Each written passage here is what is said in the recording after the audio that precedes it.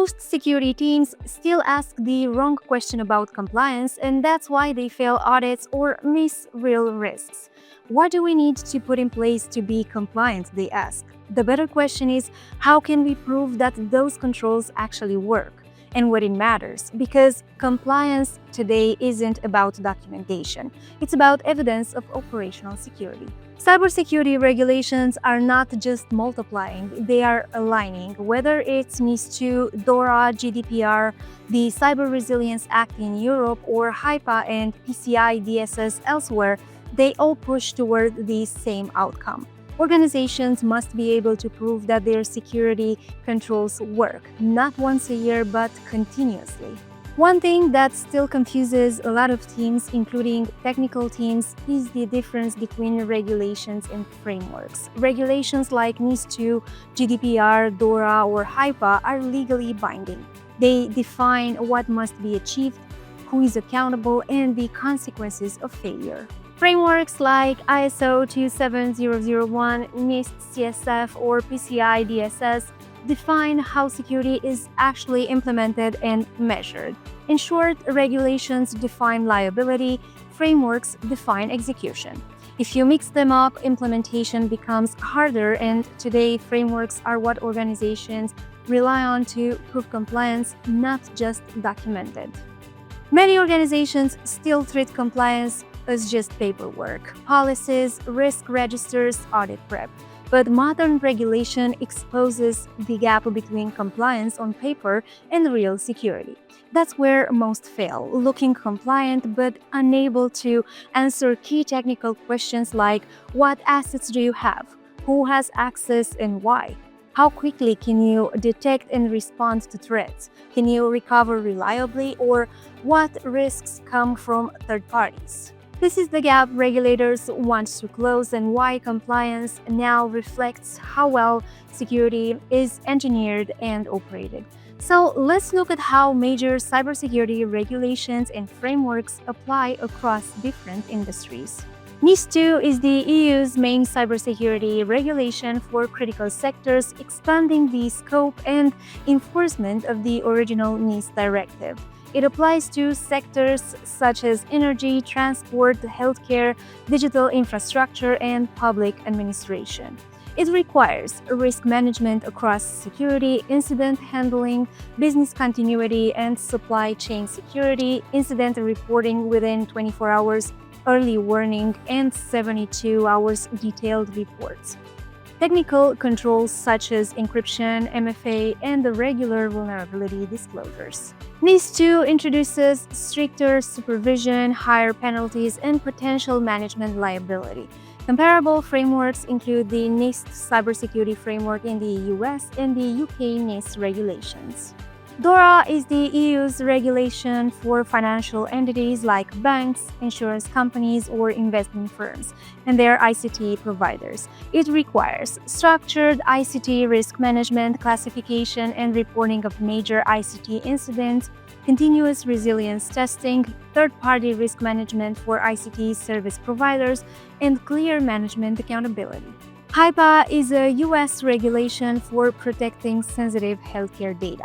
Its main rules are the privacy rule that governs the use and disclosure of PHI and grants patient rights over their data. The security rule requires administrative, physical, and technical safeguards for ePHI, including risk assessments, training, access controls, secure systems, encryption, and audit logging. The breach notification rule mandates notifying affected individuals, the U.S. Department of Health and Human Services, and in some cases the media, within 60 days of a breach. The Omnibus Rule extends obligations to business associates, and the Enforcement Rule defines penalties, including fines and criminal liability. PCI DSS is an industry requirement for protecting cardholder data applicable to any organization handling payment information. It requires securing systems and networks, encrypting sensitive data, enforcing access controls, and continuously monitor and testing environments, along with maintaining security policies and procedures.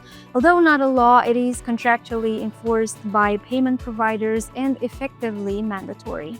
The CRA is an EU regulation targeting products with digital elements, including software, IoT devices, operating systems, and embedded systems. It applies to manufacturers, importers, and distributors.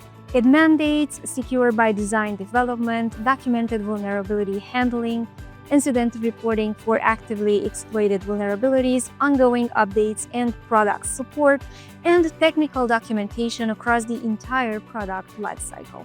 GDPR is the EU's core data protection law governing how data is collected, processed, and secured, and applies to any organization processing EU personal data regardless of location.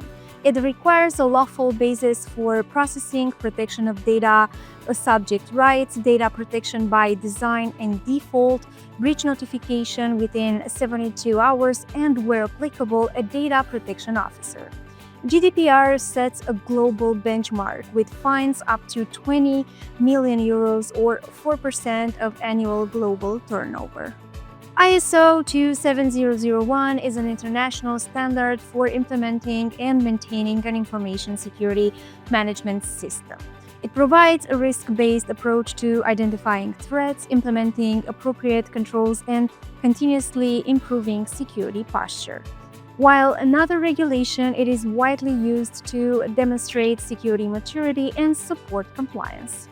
Mature organizations are moving away from treating regulations separately and instead building a unified control architecture using frameworks like ISO 27001 as a foundation and mapping regulatory requirements on top. Heimdall supports this approach by translating frameworks such as NIS2, ISO 27001, HIPAA, CHIS controls, Cyber Essentials, and more into enforceable controls by unifying endpoint identity, network, email, and vulnerability security into a single platform.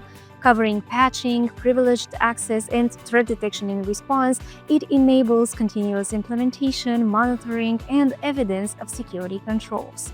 Learn more about it on Heimdall's website. And this is all for today. If you enjoyed this video, as always, don't forget to like it, share it with your connections, and subscribe to Heimdall's YouTube channel.